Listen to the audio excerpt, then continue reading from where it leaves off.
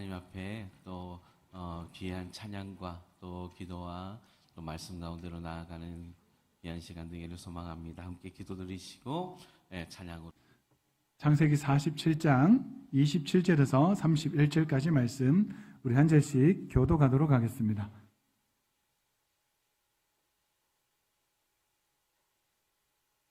제가 먼저 봉독하도록 하겠습니다. 이스라엘 족속이 애굽 고센 땅에 거주하며 거기서 생업을 얻고 생육하고 번성하였더라.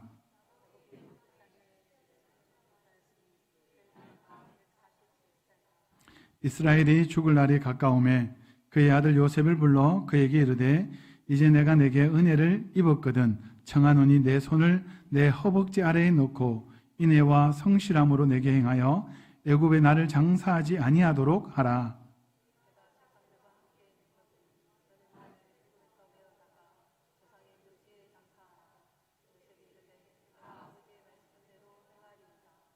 같이 읽겠습니다. 야곱이 또 이르되 내게 맹세하라 하매 그가 맹세하니 이스라엘이 침상 머리에서 하나님께 경배하니라. 아멘. 우리 한번 인사했으면 좋겠습니다. 하나님 나라를 소망하며 살아갑시다.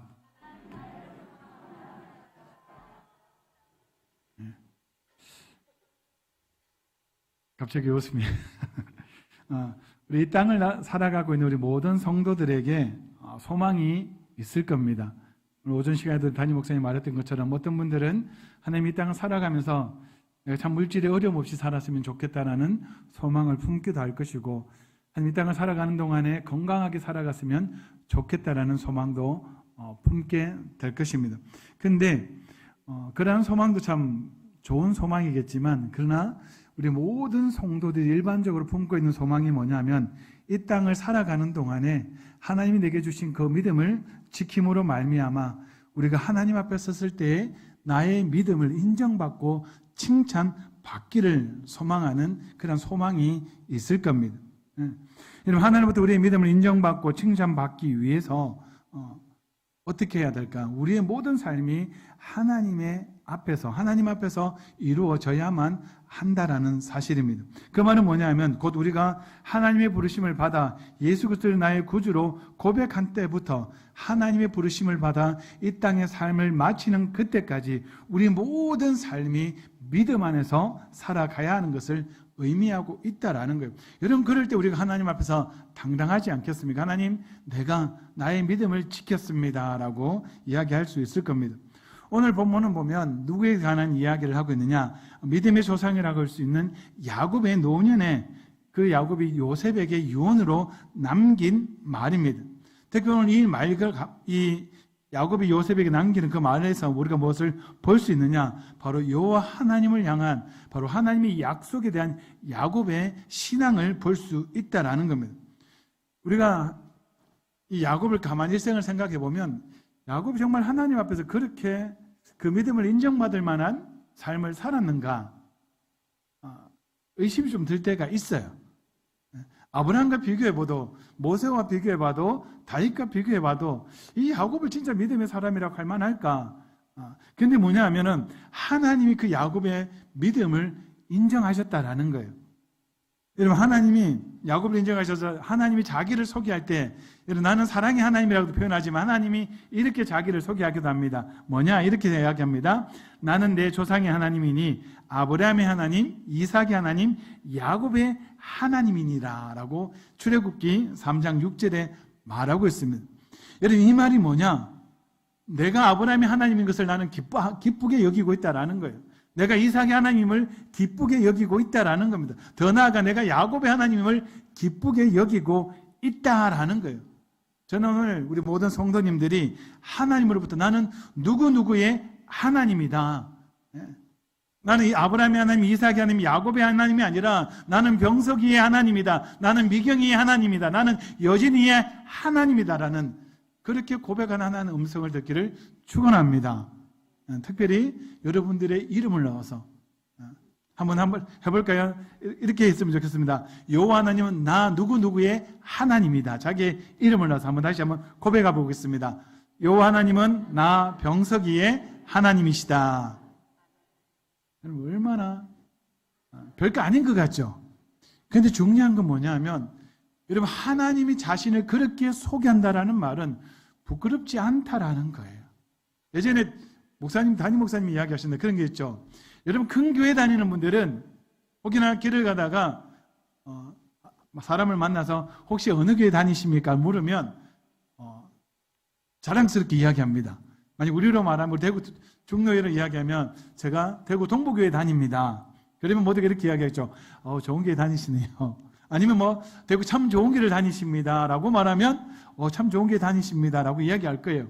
그런데 교회가 좀 작고 성도 수가 좀 작으면 저 어디에 있는 봉독교에 있는 어느 교회 다닙니다. 봉독동에 우리 교회가 있습니다 라고 이야기를 해요. 여러분, 왜 그렇게 대답하십니까? 부끄럽다라는 거예요.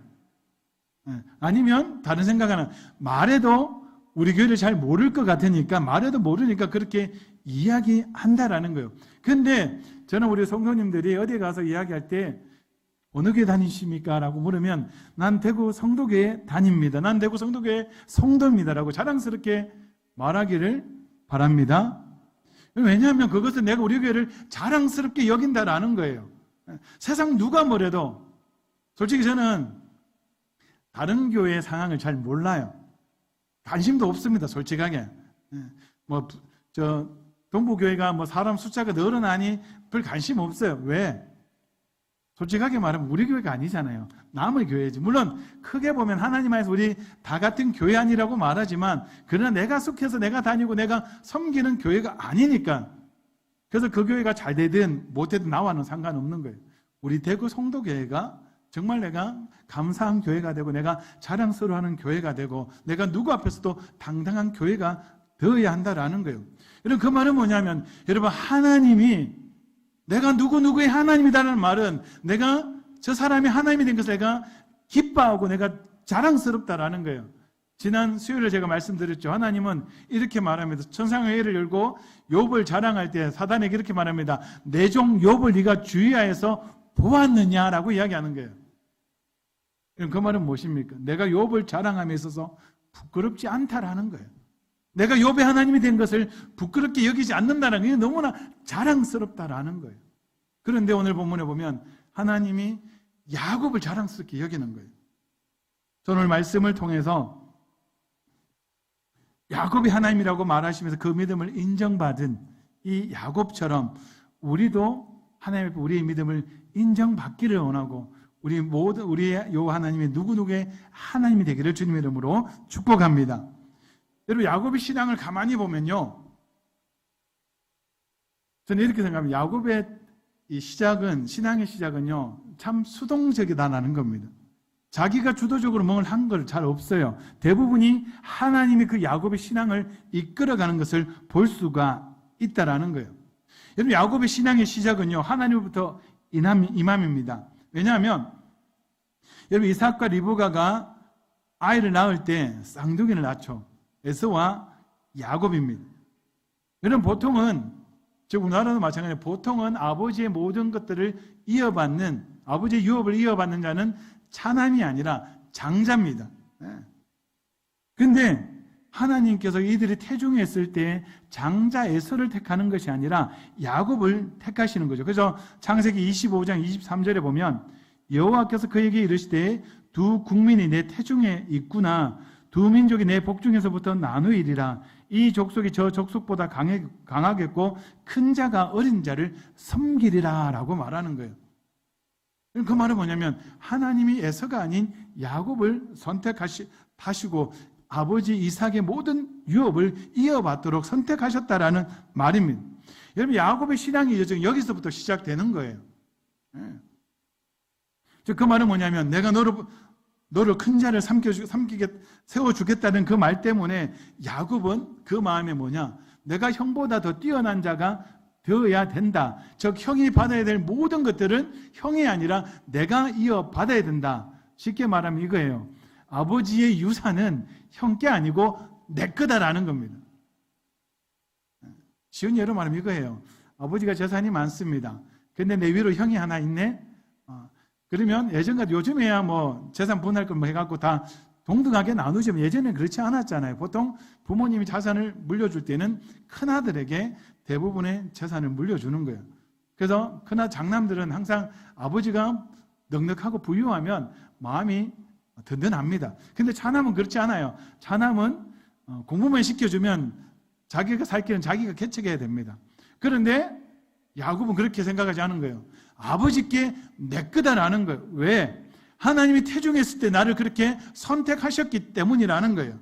여러분, 그러니 아버지 것을 내가 물려받기 위해서는 명분이 있어야 될 거 아닙니까? 명분이.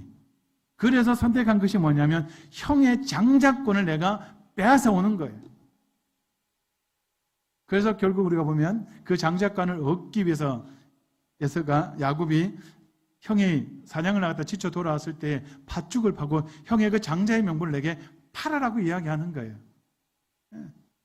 장자의 명분 참 귀하고 좋은 거죠. 그런데 지금 내가 당장 죽게 생겼는데 그게 뭔 의미가 있겠습니까? 야곱이 그래서 그냥 넘긴 거예요. 물론 거기 성경에 보면 에서가 그 장자의 명분을 가벼이 여겼다라고 말하지만, 여러분 쉽게 말해서 여러분 장자가 동생 보고 네가 내 형 하라 한다고 동생이 형이 되겠습니까? 안 되잖아요. 우리가 자식이 말한 대로 부모님이 가끔씩 그렇게 말하잖아요. 내 호적에서 네 파버릴 거다. 여러분 판다고 해서 내 자식이 아니 되는 건 아니잖아요. 한번 자식은 영원한 자식이 되는 거고요. 한번 형은 영원한 형이 되는 겁니다. 그런데 야곱은요, 그럼에도 불구하고 팥죽을 통화해서 형의 장자의 명분을 샀다라는 거예요. 여러분, 장자의 명분을 사고 나니 어떤 일을 계획합니까? 아버지 이삭이 나이가 늙어서 이제 죽을 거라고 생각했을 때 에서를 불러서 이렇게 말합니다. 네가 사냥을 해오느라 그것을 별미를 만들어서 내게 주면 내가 먹고 마음껏 너를 축복해 줄 거다라고 이야기합니다. 그런데 여러분 생각해 보십시오. 자, 에서는 아버지의 말을 듣고 사냥을 갔습니다. 분명히 에서는 생각했을 겁니다. 내가 아버지의 장자니까 사냥을 해서 음식을 만들어서 드리고 난 다음에 내가 아버지의 그 축복을 다 이어받아야지 라고 생각으로 갔는데, 여러분 야곱의 입장은 이거예요. 내게 명분이 있는데, 내가 장자의 명분을 샀는데, 오늘처럼 뭐 정서는 없지만 이미 자기 생각이에요. 이미 내가 형의 명분을 샀는데 내가 장자가 아닌가. 아버지의 그 축복을 내가 받아야지. 아버지가 장자에게 줄 그 축복을 내가 받겠다라고 생각을 하는 거예요. 그래서 엄마 리브가와 쑥덕쑥덕해서 아버지를 속이고 형이 받아야 될 그 장자의 축복을 받아오는 겁니다. 그 이유는 어떻게 됩니까? 형이 돌아와서, 에서가 돌아와서 아버지에게 별미를 만들어 드리고 난 다음에 축복해달라고 했더니 아버지에게 이렇게 말합니다. 내가 다 축복했는데 네 앞에 들어온 그놈은 도대체 누구냐? 여러분, 아버지 집에 자기를 쏙입고 가서 아들이라고 말하며 이 축복을 빼앗아갈 놈은 야곱밖에 없는 거예요. 그래서 에서가 분노를 품죠. 근데 에서가 보면 참 착한 것 같아요. 아버지가 아직 살아 계시니까 지금은 못 죽이겠고, 아버지가 돌아가시면 두고 보자라는 겁니다. 그 정도 같으면 이미, 여러분 우리가 요즘 사회 보면 나오잖아요. 재산 때문에, 부모님의 유산 때문에 형제간에도 칼부림 나고 하는 일들이 많잖아요.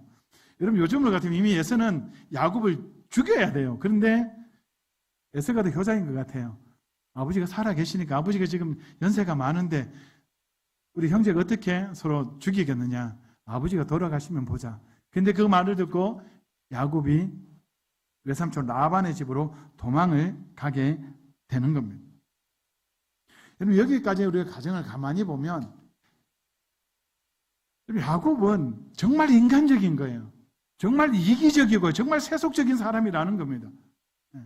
물론 우리가 믿음으로 포장하면 그렇게 생각하는 거예요. 하나님이 그를 택했으니 그 아버지 이삭의 모든 믿음의 유업을 이어받기 위해서 그에 대한 사모함으로 장자의 명분도 팥죽을 주고 사고 아버지의 그 약속도 갈아치고 했겠지라고 말하지만, 실제적으로 말하면 약은 사람이 얼마나 이기적인가를 우리가 보게 된다라는 거예요. 근데 또 외삼촌 라반의 집에 가서도 마찬가지예요. 여러분 외삼촌 집에 가서 우리로 말하면 외사촌들이죠. 거기에 라헬을 보고 한눈에 뿅 갑니다. 너무 이뻐요. 그래서 그 라헬을 자기의 아내로 맞이했으면 참 좋겠다라고 생각을 하죠. 그래서 외삼촌이 묻습니다. 삼촌, 라헬을 제게 아내로 주면 참 좋겠다. 그러니 외삼촌이 이렇게 하면 7년만 네가 고생해라. 그럼 내가 아내로 줄게. 그래서 성경이 이렇게 말합니다. 야곱이 라헬을 사랑함으로 그 7년을 한 며칠과 같이 여겨서 정말 열심히 일했어요. 그런데 외삼촌이 속이죠. 라헬을 주는 게 아니라 레아를 줍니다. 여러분, 보통 그러면 우리는 어떻게 해야 될까요? 자기가 원했던 라헬을 받아들이지 못했지만 이미 레아를 자기 아내로 맞이했잖아요. 동침도 했잖아요.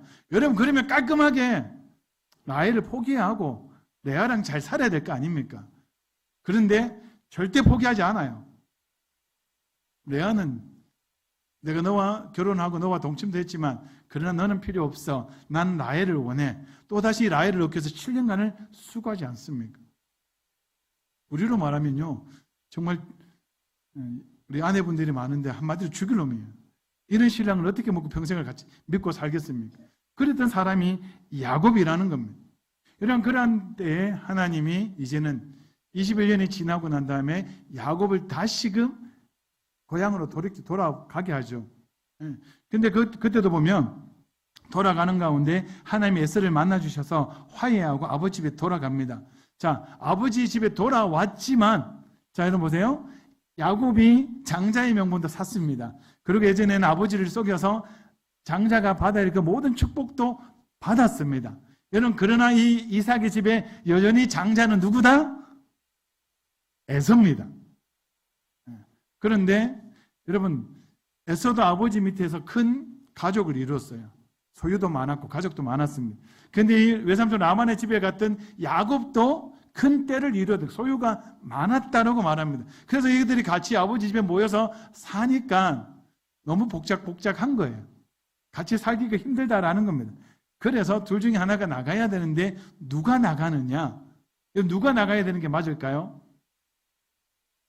그렇잖아요. 여러분, 둘째는 모든 것은 장자의 소유입니다. 아버지의 것은. 그러니까 둘째는 자기의 모든 길을 자기가 개척해야 돼요. 실제적으로 말하면 야곱이 아버지의 집을 떠나서 자기가 살 곳을 찾아가야 되는 거예요. 근데 성경에 보면 뭐라고 이야기하느냐? 에서가 그의 모든 소유를 이끌고 셀산 지역으로 가서 거주하였다라고 말합니다. 저기 그예요. 아버지 집에는 야곱이 머물고 있고 에서는 집을 나간 겁니다. 이 모든 과정들이 하나님이 이삭의 모든 것들을 야곱에게 물려주기 위한 하나님의 계획이었다라는 사실이라는 거예요. 그리고 그 이후에 어떤 일이 벌어집니까? 그 뒤에 자식을 낳고 요셉이 애굽으로 팔려가고 이렇게 했는데 그 가운데 하나님이 바로에게 꿈을 주셔서 7년의 풍년과 7년의 흉년을 보여주십니다. 풍년이 끝나고 난 다음에 7년 흉년이 되기 시작하자 이 가나안 땅에 살고 있는 야곱의 가정에도 음식이 떨어지기 시작했죠. 그래서 자식들을 보내서 애굽에 곡식이 있으니 가서 사오라. 그리고는 오래전에 죽었다라고 생각했던 요셉을 만나고 요셉이 아버지의 모든 가족을 이끌고 애굽으로 내려오라는 말을 들었습니다. 그럼 그때 야곱이 애굽으로 내려가게 되는데 여러분 내려갈 때 브엘세바에 이르렀을 때 하나님이 야곱에게 이렇게 이야기합니다. 나는 하나님이라 내 아버지 하나님이니 애굽으로 내려가기를 두려워하지 말라. 내가 거기서 너로 큰 민족을 이루게 하리라. 내가 너와 함께 애굽으로 내려가겠고 반드시 너를 인도하여 다시 올라올 것이며 요셉이 그의 손으로 내 눈을 감기리라 라는 약속을 받게 됩니다. 그리고는 애굽으로 내려가요. 여러분, 기근을 피해서 애굽으로 먹을 것이 많은 애굽으로 내려가는 건 당연한 일이지만 야곱에게는 쉬운 결정은 아니었다라는 거예요. 그게 왜냐면요, 여러분, 애굽으로 내려가면 내가 거기서 살 수 있을지 죽을지도 모르는 상황, 그리고 애굽으로 내려가면 이 하나님께서 내 아버지 이삭과 내 할아버지 아브라함에게 주셨던 이 약속의 땅을 언제 다시 돌아올지를 모른다라는 거예요. 왜? 이미 야곱은 노년이었다라는 거죠. 그리고 자신들이 자신의 그 터전을 비우고 애굽으로 내려가면 가나안 족속들이 그것은 야곱이 네 땅이니까 가만히 내버려 두겠냐라는 거예요. 주인이 없는데. 그럼 그렇게 고민하고 있을 때 하나님이 이 브엘세바에서 야곱에게 내려가라. 그리고 내가 반드시 너를 다시 불러서 이곳으로 데리고 오겠다라고 이야기를 하고 있는 거예요. 그럼 여기까지 모든 상황, 그리고 지금 오늘 보면은 애굽에서 이제 죽음을 앞두고서 요셉을 불러서 하는 말인데, 여러분 여기까지 모든 상황을 보면 야곱은요 지극히 수동적이었던 사람, 하나님이 철저히 그 모든 인생을 주도하시고 인도하심을 보게 되는 거예요. 우리는 이렇게 생각합니다. 신앙생활 할 때 뭔가를 나의 주도적으로, 능동적으로 내가 뭔가를 계획 세우고 뭔가를 해야만 하나님으로부터 인정받지 않을까. 그것도 중요합니다. 그러나 그거보다 먼저는요, 우리가 요셉과 야곱과 같은 믿음의 인정을 받으려면 우리의 삶을 주도하시고 인도하시는 그 하나님을 만나야 한다라는 거예요. 여러분, 하나님을 만나지 못하면 우리는 결국 우리의 삶을 하나님께 맡겨드리는 삶이 아니라 내가 이끌고 가게 되는 거예요. 그러한 사람의 결론은 뭐냐면 믿음의 삶이 안 된다라는 사실입니다. 왜 하나님을 내 삶을 주도하시고 인도하시는 하나님을 만나야 하느냐, 그리고 인도하심을 따라야 하느냐, 그래야만 하나님에 향한 절대적인 믿음과 절대적인 신앙이 생기기 때문이라는 거예요. 여러분 보십시오. 하란으로 내려갈 때, 형의 에서의 손을 펴서 하란으로 내려갈 때도 하나님이 베델에서 야곱을 만나주잖아요. 네가 어디로 가든지 함께 하겠다라고 말씀하시면서 내가 다시 너를 이끌어서 이곳으로 돌아오게 하겠다라는 거예요. 여러분, 야곱이 에서를 펴서 도망갔는데 돌아올 때마다 항상 두려움은 뭐냐? 형 에서가 나를 죽일까 봐 하는 두려움이 있었다라는 거예요. 여러분, 하나님의 그 약속의 말씀이 없었으면 실제적으로 야곱은 다시 가나안 땅으로 올라오는 것이 아니라 그냥 하란 땅에 살다가 죽는 게 가장 아름다운 삶이라는 거예요. 근데 문제는 뭐냐? 하란 땅에 살다가 죽어버리면요, 하나님의 유업, 하나님이 아브라함과 이삭에게 야곱에 약속하셨던 그 유업은 나와 상관이 없게 되는 거예요. 그러나 원치 않았지만 그럼에도 불구하고 하란으로 내려갈 수 있었던 이유는 내가 너를 다시 불러서 이곳으로 데려오겠다라는 하나님의 약속 때문이었다라는 거예요. 오늘 지금 애굽으로 내려간 이유도 마찬가지입니다. 여러분, 애굽으로 내려간 건 우리가 볼 때는 먹고 살기 위해서 이 죽음을 피해서 내려가는 것 같지만, 또 다른 야곱의 입장에서는요, 내가 하나님의 모든 유업들, 그 약속들을 포기하는 행위라는 거예요. 그러나 하나님은 뭐라고 이야기하십니까? 내가 다시 너를 이곳으로 올라오게 할 것이다라는 겁니다. 그러니 야곱이 주저하지 아니하고 내려갔다라는 거예요.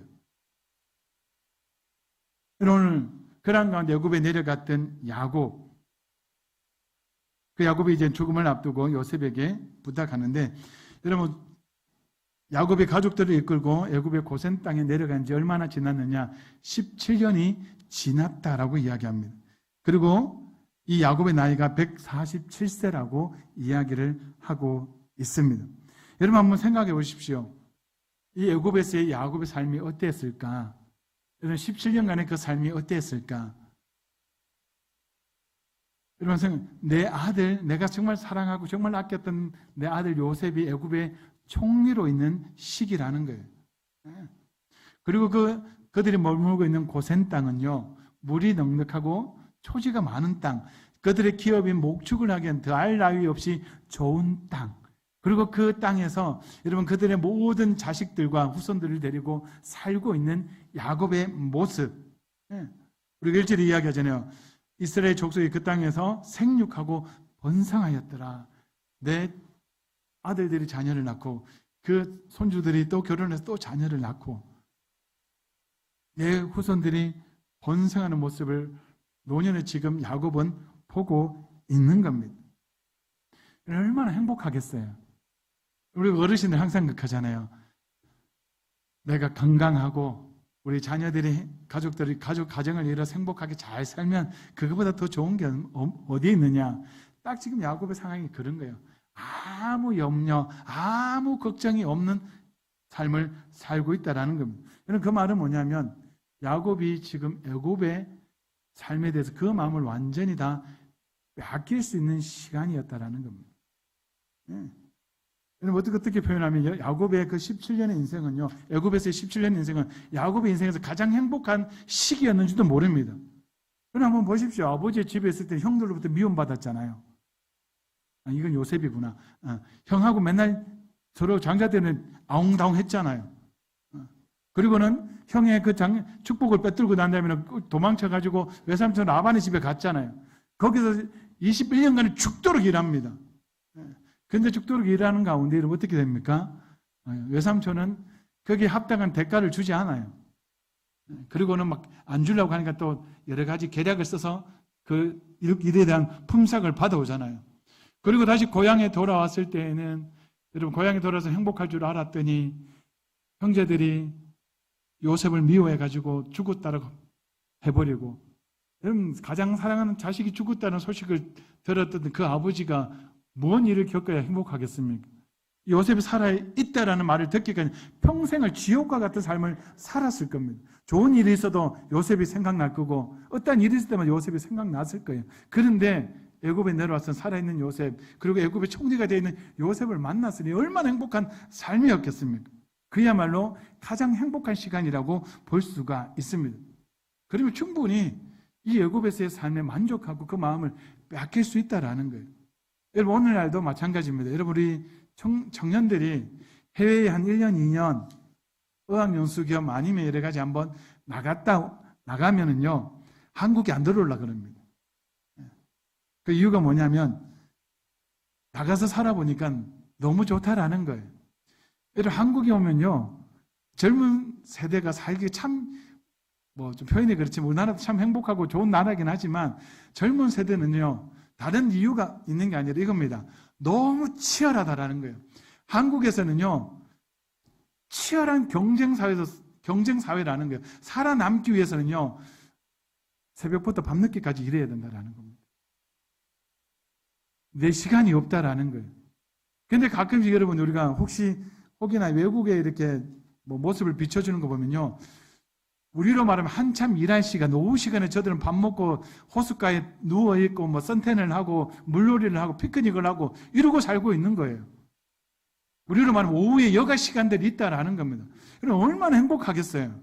그러니까 젊은 청년들이 외국에 나가면 이렇게 합니다. 내가 일하려고 사는지 왜 사는지를 모르겠다는 거예요. 그러니까 한국에 들어오기 싫다라는 거예요. 그런 걸 우리가 들어보면 이 야곱이 애굽에서 17년간의 그 행복한 삶을 보면 정말 내 뼈를 이 애굽에서 그냥 묻고 싶은 마음이 생기지 않았을까라고 생각해 봅니다. 왜? 여러분 가나안 땅에서의 이 야곱의 삶과 애굽의 삶은 비교할 수 없다라는 거예요. 그리고 또 가나안 땅에서는요, 요셉은 항상 경계해야 되는 게 뭐냐면 이 가나안 족속들의 침략을 경계해야 되는 거예요. 왜? 여러분 야곱은요 이방 민족이에요. 가나안 민족이 잘 살고 있는데 강 건너 와갖고 여기서 땅 사갖고 세를 불리고 있는 거예요. 여러분 그러니 가나안 땅에 원래 살고 있던 사람들이 바라볼 때는요, 얘는 눈에 가시라는 거예요. 그래서 호시탐탐 이들을 노릴 수밖에 없다라는 거예요. 그리고 야곱이 가지고 예전에는 세겜성을 쳐가지고 완전히 멸하기도 했잖아요. 그러니 항상 경계해야 되는 겁니다. 항상 위기감을 가지고 있어야 된다는 거예요. 그런데 애굽에 막상 가보니까 아무 그런 근심이 필요 없는 거예요. 내 아들이 애굽의 총리고 애굽이라는 강대국 속에 그 보호 아래 속에 살고 있으니 얼마나 편안하고 행복하게 살겠습니까? 그런데 그러한 야곱이 오늘 요셉을 불러서 뭐라고 이야기하고 있느냐? 29절과 30절에 보면 이렇게 이야기하고 있습니다.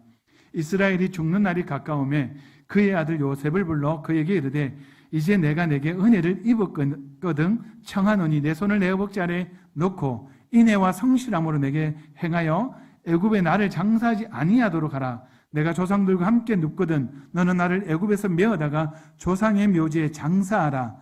요셉이 이르되 내가 아버지의 말씀대로 행하리이다. 야곱이 요셉을 불러다가 자신이 죽으면 이 애굽 땅에 장사할 것이 아니라 반드시 우리 조상의 묘지가 있는 그곳에다가 나를 장사하라고 이야기하고 있는 거예요. 그 다음에 야곱의 조상들의 묘지가 어디에 있을까? 어디에 있을까요? 어디예요? 우리가 쉽게 말하면 그냥 가나안 땅이라고 그러면 돼요. 근데 조금 더 나누면 헤브론 지역에 있는 막벨라 굴이라는 겁니다. 여러분, 이것은 예전에 아브라함이 사라가 죽었을 때 사라를 장사하기 위해서 햇사람 에브론에게서 밥과 산 굴이라는 거예요.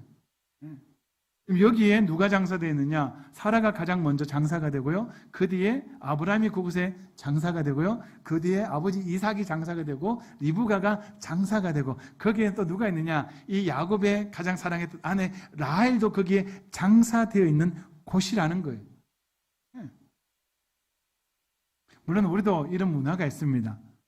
보통 우리가 이 땅에서 삶을 마감하고 죽으면 보통 어디에다가 장사를 지내느냐? 선산에다가 장례를 치르잖아요.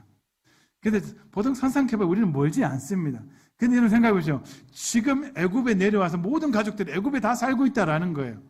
근데 지금 야곱은 이렇게 말해요. 내가 죽으면 여기 말고 이 헤브론에 있는 막벨라 굴까지 나의 이 시체를 가지고 가서 장사 지내라는 거예요. 하루 이틀 거리도 아니고. 얼마나 번거롭겠습니까? 그런데 그런 부탁을 지금 하고 있는 거예요. 근데 그것도 반드시. 왜 그렇게 이야기했을까? 여러분, 아들 입장에서 생각해 보면 얼마나 번거롭겠습니까? 얼마나 귀찮은 일이겠습니까? 아버지는 죽었으면 아무데나 묻으면 되지. 꼭 굳이 저렇게 먼 데까지. 근데 이렇게 요구하고 있는 야곱에서 우리는 무엇을 발견할 수 있느냐? 믿음을 발견할 수 있다는 겁니다. 여러분, 야곱의 마음이 어디에 있는가를 볼 수 있다는 거죠. 여러분, 분명히 앞에도 이야기했습니다. 17년 동안의 애굽 생활, 어떻게 보면 야곱의 인생에서 가장 행복하고 가장 만족스러운 삶이었을지도 모릅니다. 그러나 그렇게 풍요롭고 넉넉하고 행복하고 안전하고 편리한 고센 땅의 삶이라고 할지라도 이 야곱의 마음은 어디에 있느냐? 이 애굽 땅, 애굽의 고센 땅이 아닌 바로 하나님이 약속하셨던 그 가나안 땅에 있었다라는 겁니다. 그 말은 뭐냐면요, 지금은 모르지만 그때가 언젠지는 모르겠지만 분명하게 우리는 이 애굽을 나와서 하나님이 약속하신 그 기업, 그 가나안 땅으로 올라가야 된다는 믿음이 그에게 있었다라는 거예요. 왜?